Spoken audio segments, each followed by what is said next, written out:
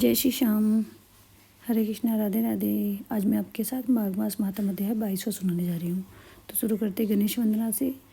ओम गण गणपताय नमः, जय गुरुदेवाय नमः। तो हमें पिछले अध्याय में हमने सुना था स्नान की महिमा। अब हमें प्रभाव बता रहे माघ मास का क्या होता है। तो शुरू करते। श्री वशिष्ठ जी कहने लगे, राजा दिलीप से बोले, हे राजन, अब मैं तुम्हें माघ मास का प्रभाव बतलाता हूँ, सुनो। इसे भक्ति पूर्वक सुनकर मनुष्य सब पापों से मुक्त हो जाता है। प्राचीन कल्प के सतयुग में कुछ नाम के एक ऋषि थे जो ब्रह्मा जी के पुत्र थे। वे बड़े ही तेजस्वी और निष्पाप थे। उन्होंने कर्दम ऋषि की सुंदरी कन्या के साथ विधि पूर्वक विवाह किया। उसके गर्भ से मुनि के वत्स नामक पुत्र हुआ जो वंश को बढ़ाने वाला था। वत्स की 5 वर्ष की अवस्था होने पर पिता ने उनका उपनयन संस्कार करके उन्हें गायत्री मंत्र का उपदेश किया।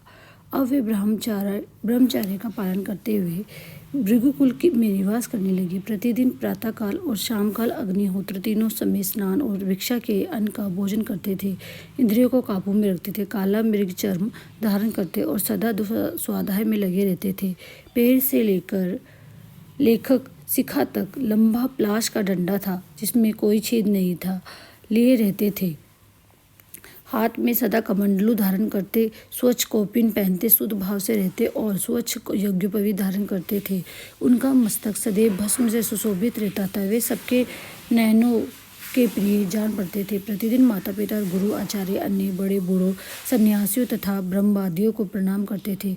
वे सदैव यज्ञ में तत्पर रहते और सदा शुभ कर्मों का अनुष्ठान किया करते थे। वे हाथ में पवित्री धारण करके देवताओं और ऋषियों और पितरों का तर्पण किया करते थे और फूल, चंदन और गंध आदि को कभी हाथ से छूते भी नहीं थे। मौन होकर भोजन करते थे। मधु और खारा नमक नहीं खाते थे।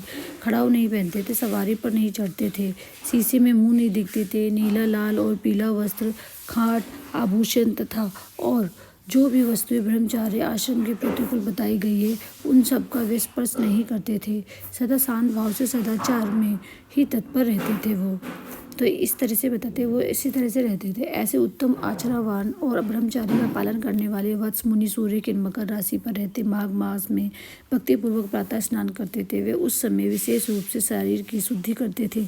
माघ स्नान में उन्हें आत्मिक प्रसन्नता मिलती थी और वे मन ही मन अपने भाग्य की सराहना करते। अहो भाग्य मेरा, मुझे जो इस पश्चिमी वाहिनी कावेरी नदी में स्नान का अवसर मिला।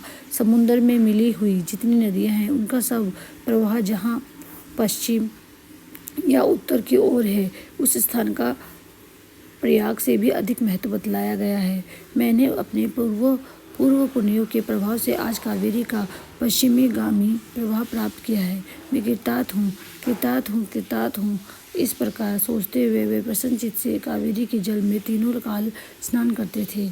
उन्होंने कावेरी के पश्चिमी गामी प्रभाव में 3 साल तक माघ स्नान किया और उसके पुण्य से उनका अंतःकरण शुद्ध हो गया और मैं ममता और कामना से रहित हो गए। तदंतर माता पिता और गुरु की आज्ञा लेकर वे सर्व पाप नाशक कल्याण तीर्थों में आ गए। उस सरोवर में भी 1 मास तक माघ स्नान करके ब्रह्मचारी वत्स मुनि तपस्या करने लगे। राजन, इस प्रकार उन्हें उत्तम तपस्या करते देख भगवान विष्णु प्रसन्न होकर उनके आगे प्रत्यक्ष प्रकट हुए और बोले, हे मृग श्रृंग, मैं तुम पर बहुत प्रसन्न हूँ। ये कहकर भगवान ने उनके मस्तक का स्पर्श किया और तब वत्स मुनि समाधि से जाग उठे और उन्होंने बोला कि उन्होंने अपने सामने भगवान विष्णु को देखा और भगवान विष्णु सहस्त्र सूर्यों के समान तेजस्वी कौस्तुभ मणि धारण किए हुए थे और मन को शांति देते हुए दिख रहे थे। उन्हें देखकर मुनि ने बड़े वेग से उठकर भगवान को प्रणाम किया और बड़े भाव से उनकी सुंदर स्तुति की। भगवान की स्तुति और नमस्कार करके वत्स मुनि भगवान के सामने हाथ जोड़कर खड़े हो गए और उस समय उनके नेत्रों से आनंद के आंसू बह रहे थे और सारे शरीर में रोमांच हो रहा था। तब श्री भगवान ने कहा, हे मृग श्रृंग, तुम्हारी इस स्तुति से मुझे बड़ी प्रसन्नता हुई है। माघ मास में इस सरोवर के जल में जो तुमने स्नान और तप किए हैं इससे मैं बहुत संतुष्ट हूँ। हे मुने, तुम निरंतर कष्ट सहते थक गए हो। दक्षिणा सहित यज्ञ, दान, नियम तथा यमों के पालन से भी मुझे उतना संतोष नहीं होता जितना माघ में स्नान से होता है। अब तुम मुझसे पहले वर मांगो। मुनि श्रृंग बोले कि हे देवादिदेव, संपूर्ण देवताओं द्वारा वंदित हे जगन्नाथ, आप यहाँ सदा निवास करें और सब प्रकार के भोग प्रदान करते रहें। आप सदा सब जीवों को उस तरह ही संपत्ति प्रदान करें। भगवान, यही मैं आपका कृपा पात्र हूँ, तो यही एक वर जिसे निवेदन कर चुका हूँ देने की कृपा करें। कमल नयन चरणों में पड़े हुए भक्तों का दुख दूर करने वाले अच्युत, आप मुझ पर प्रसन्न होइए। शरणागत दीन वत्सल, मैं आपकी शरण में हूँ। तो वो इस तरह बोलते हैं, मैं शरण में आया हूँ। भगवान विष्णु बोले, मेरे शरण एवमास्तु, ऐसा ही होगा, मैं सदा यहाँ निवास करूँगा। जो लोग यहाँ मेरा पूजन करेंगे उन्हें सब प्रकार की सुख सुविधा संपत्ति प्राप्त होती है। विशेषतः जब सूर्य मकर राशि पर हो, उस समय इस सरोवर में स्नान करने वाले मनुष्य सब पापों से मुक्त हो मेरे परम पद को प्राप्त होने।